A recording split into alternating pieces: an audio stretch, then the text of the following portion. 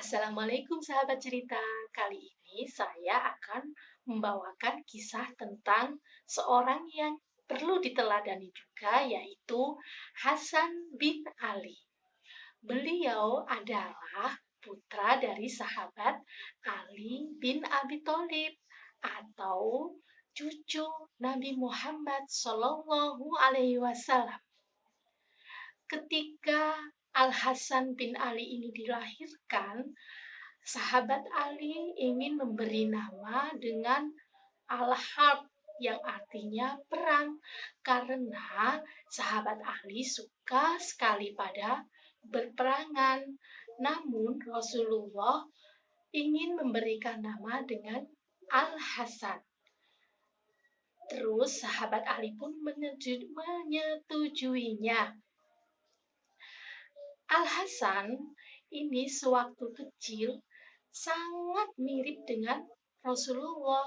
Hal ini diungkapkan oleh sahabat Abu Bakar ketika menggendong Al-Hasan ini dan beliau menyatakan, sungguh wajahnya sangat mirip dengan Rasulullah, tidak mirip dengan Ali bin Abi Thalib. Dan Ali pun cuma tersenyum. Al-Hasan ini merupakan cucu kesayangan Nabi. Nabi pun pernah berdoa kepada Al-Hasan, "Ya Allah, saya begitu mencintai cucuku ini, maka cintailah dia." Di masa kecilnya, Al-Hasan sering mengikuti Rasulullah menjalankan sholat 5 waktu, bahkan sampai naik ke punggung Rasulullah.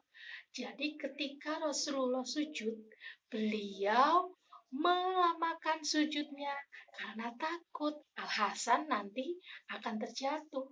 Begitu sangat menyayangi Rasul terhadap Al-Hasan.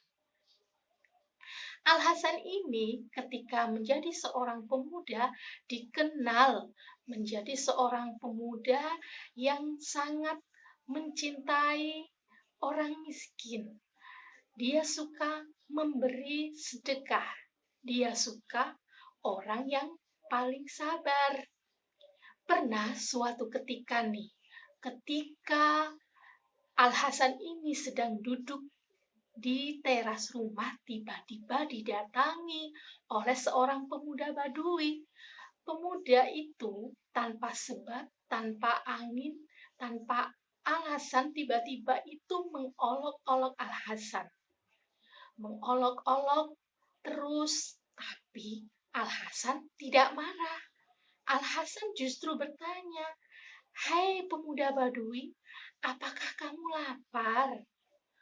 Pemuda itu pun tidak menjawab dan tidak menanggapi, terus semakin menambah olok-oloknya, semakin mencaci maki sahabat Al-Hasan. Kemudian Al-Hasan pun masuk ke dalam rumah mengambil beberapa keping uang, terus dikasihkan ke pemuda Badui tadi. "Ini saya ada sedikit uang, mungkin bisa kau gunakan untuk keperluanmu." Lantas pemuda Badui itu pun langsung memeluk Al-Hasan. "Maafkan saya Al-Hasan, saya sebenarnya ingin membuktikan apa yang telah dikatakan orang-orang bahwa cucu Rasulullah ini adalah orang yang bersabar. Cucu Rasulullah ini orang yang baik hatinya. Ternyata hari ini saya membuktikan sendiri." Sambil meneteskan air mata, pemuda Badui itu pun meminta maaf. Selang beberapa waktu setelah ayahanda yaitu Ali bin Abi Thalib meninggal, ayahanda dari Al-Hasan maksudnya ini, penduduk Kufah terus membaiat Al-Hasan menjadi khalifah selanjutnya. Dan diangkatlah Al-Hasan sebagai penerus bapaknya dulu. Tapi berita ini pun terdengar oleh Muawiyah yang di masa sahabat Ali ini ingin sekali menduduki jabatan kekhalifahan itu. Akhirnya Muawiyah pun mendatangi Al-Hasan meminta jabatan itu. Al-Hasan, wong saya kepengen dari dulu yang ingin menduduki jabatan khalifah, sebaiknya saya saja dong yang menjadi khalifah, jangan kamu. Bahasa sekarang itu seperti itu. Terus Al-Hasan pun, ini ya hak, kamu jangan merebut sesuatu yang bukan menjadi hakmu. Dia menolak dengan gaya diplomatis beliau. Muawiyah pun kecewa. Terus akhirnya Muawiyah menyusun sebuah strategi. Saya akan mencoba merayu istrinya. Akan saya beri uang yang banyak. Terus akhirnya Muawiyah ini pun menemui istri Al-Hasan. Hei, kamu butuh uang apa enggak? Syaratnya adalah kamu harus memberi makanan ini kepada Al-Hasan. Wah, nanti kalau Al-Hasan meninggal bagaimana? Kamu akan saya nikahkan dengan putra saya, Yazid.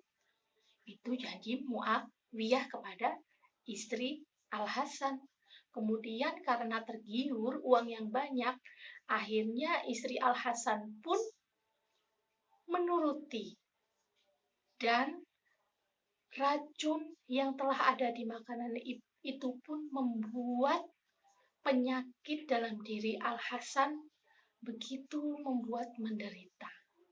Sampai-sampai dia merasa, saya itu mau meninggal dunia. Ketika Al-Hasan sakit nih, saudaranya yang namanya Al-Husain tanya, ya saudaraku, sebenarnya kamu itu tahu nggak sih, siapa yang memberi penyakit ini? Siapa sih yang meracuni kamu?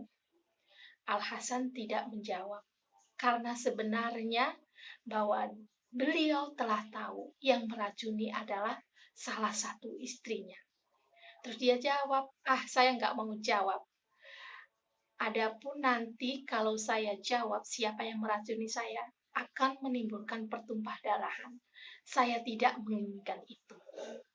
Terus dilanjutkan, setelah itu terjadilah surat menyurat antara Al-Hasan dan Muawiyah yang intinya berupa perjanjian-perjanjian yang kesimpulannya Muawiyah ingin sekali menduduki posisi kekhalifahan. Karena nih salah satu selain penyabar nih, Al-Hasan itu juga cinta damai. Dia tidak menginginkan adanya pertumpahan darah. Sehingga disusunlah sebuah perjanjian yang salah satunya adalah Al-Hasan mau menyerahkan kekhalifahannya kepada Muawiyah. Sontak yang mendukung Al-Hasan ini sangat geram sama Al-Hasan. Kok bisa-bisanya? Sudah saya bela-belain kamu menjadi khalifah. Saya sangat setuju kalau kamu itu menjadi khalifah. Mengapa diserahkan begitu saja kepada Muawiyah? Saking kecewanya karena Al-Hasan itu mundur dari kekhalifahan. Jadi banyak yang tidak respect pada Al-Hasan, sehingga ketika menjelang wafat, Al-Hasan ini kan sempat berwasiat, kalau saya wafat, saya ingin dimakamkan bersama kakek, yaitu di sebelah Nabi Muhammad SAW. Namun ternyata orang-orang yang kecewa tadi terhadap Al-Hasan kemudian membuat pendapat yang tidak membolehkan bahwasanya Al-Hasan dimakamkan di samping Rasulullah. Ketika perdebatan keluarga berlangsung, ketika Al-Hasan sudah meninggal nih, muncullah Abu Hurairah menengahi. Iya, meskipun dulu wasiat dari Al-Hasan ini adalah di samping Rasulullah, namun ternyata banyak yang tidak mengizinkan. Al-Hasan juga pernah berpesan, bisa juga dimakamkan di samping neneknya. Sehingga akhirnya pemakaman pun terjadi. Mungkin itu dulu ya cerita hari ini. Kita tahu bahwasanya Al-Hasan ini adalah salah satu cucu Nabi Muhammad yang sangat mirip dengan Nabi Muhammad dan salah satu cucu yang sangat dicintai oleh Nabi Muhammad. Kesabarannya, anti tumpah darah, suka memberi kepada fakir miskin, itulah hal yang perlu kita teladani. Mungkin itu cerita kali ini. Yang belum subscribe, silahkan subscribe. Yang sudah subscribe, silahkan like, agar video ini terus berkembang.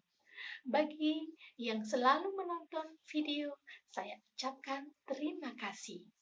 Untuk request cerita selanjutnya, bisa ditulis di kolom komentar ya. Wassalamualaikum.